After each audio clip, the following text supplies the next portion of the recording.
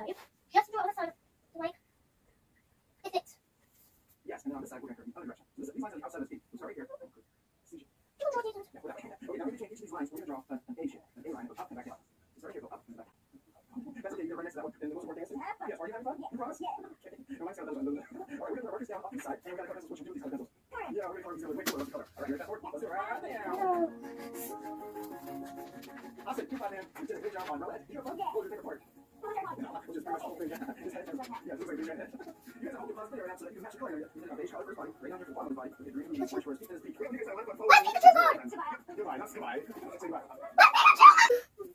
Like, hate it when you call five such people. What we was, makes it easy to find exactly. Okay, Chris. And I ran into this turn that idea when I was shopping. And this turn said that he loved drawing with us and wished to draw the drawing. Yeah, Coco, this is Miguel from Coco, right? Yes. You did an awesome job. And this turn showed me a lot of his work.